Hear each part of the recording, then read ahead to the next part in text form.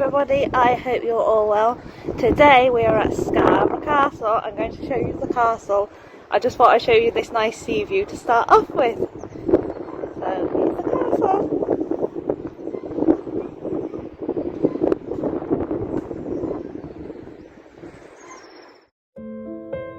Scarborough Castle is a former medieval royal fortress situated on a rocky promontory overlooking the North Sea and Scarborough, North Yorkshire, England.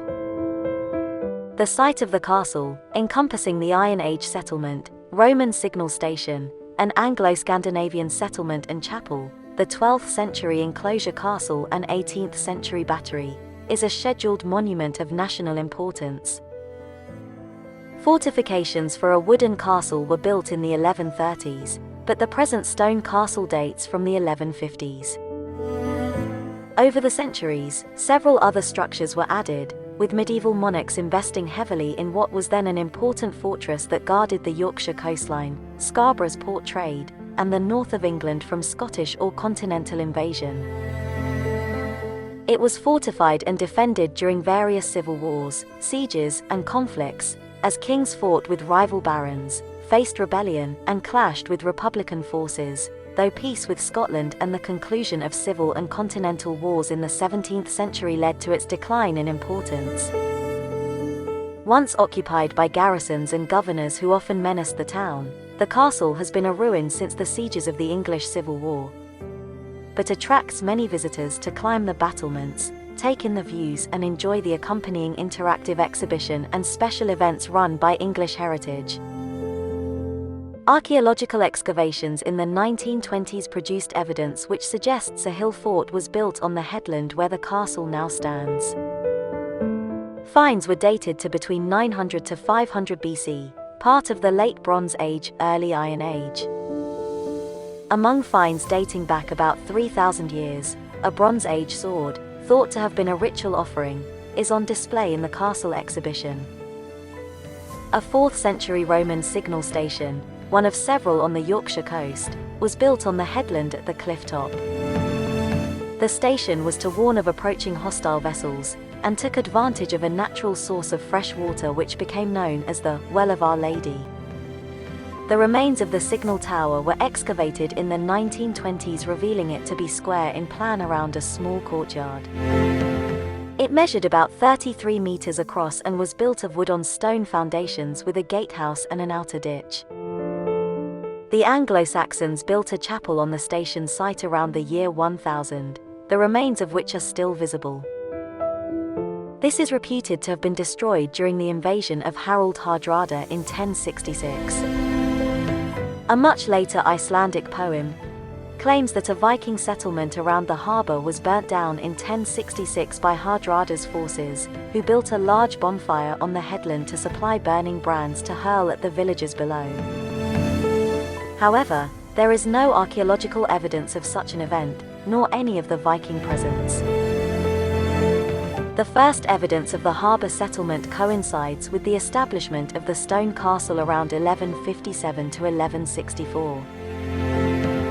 This grew from a small settlement around a wooden fortress which the stone castle replaced.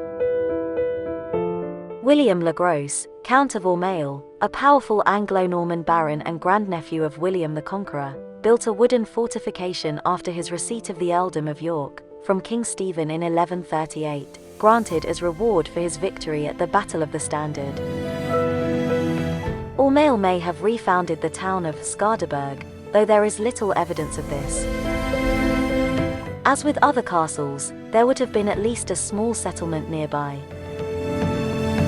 Some information on the establishment of the castle has survived in the Chronicle of William of Newburgh, a monk who in the 1190s wrote about its foundation.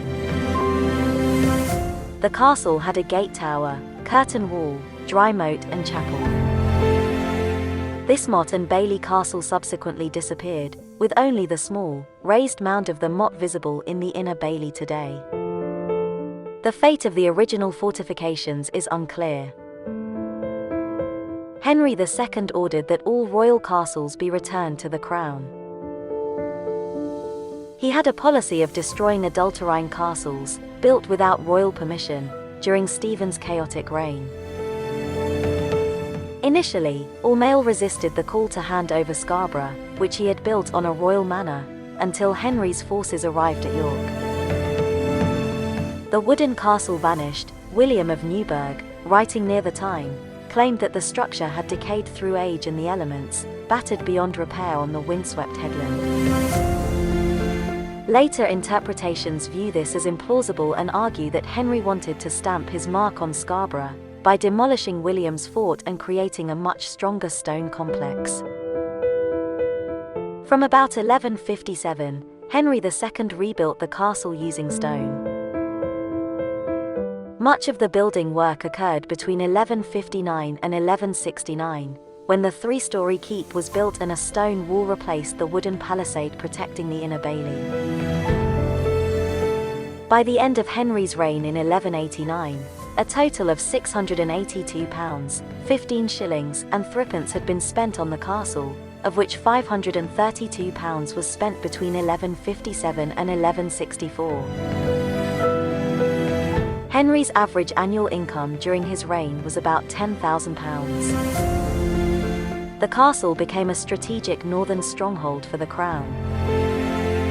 Henry II granted the town that had grown up beneath the fortress the title of Royal Borough.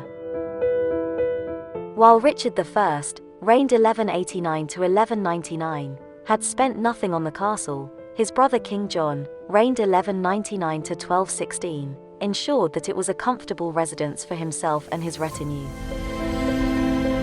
John's rule was strongly opposed by the northern barons, so the castle at Scarborough was fortified as a strategic stronghold. John visited the castle 4 times during his reign, and spent a considerable sum on the castle. He built the curtain wall on the west and south sides during 1202 to 1212, and a new hall called the King's Chambers, later Mosedale Hall. In total, John spent £2,291, 3 shillings and 4pence on the castle. This included £780 that was earmarked for repairing the roof of the keep in 1211 to 1212. John spent more on the castle than any other monarch. The pipe rolls, records of royal expenditure, show that John spent over £17,000 on 95 castles during his reign spread, and Scarborough received the most investment. Improvements continued under Henry III, reigned 1216 to 1272. By this time, Scarborough was a thriving port, and though he never visited the castle, Henry spent a considerable sum on its upkeep. Around 1240 to 1250, he installed a new barbican consisting of 2 towers flanking the gateway, with another 2 towers protecting the approach. These were completed in 1343, although have been much modified since.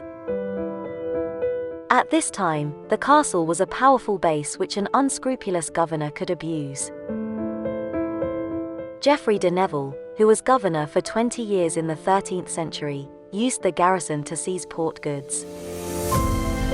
Since governors were not required to reside in the castle, they often pocketed funds rather than used them for repairs. By the mid to late 13th century, the defences were decaying, floorboards rotted, roof tiles were missing and armories bare of weaponry. Corruption continued among the castle's custodians, who acted with impunity as the castle was outside the jurisdiction of the borough.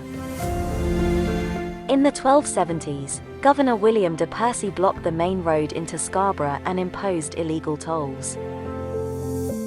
Despite its decline, in 1265 the castle was committed to Prince Edward, later Edward I, reigned 1272 to 1307, who held court there in 1275 and 1280.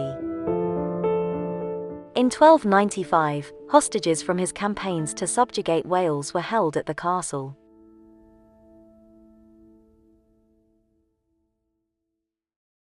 Let's have a look from the sky.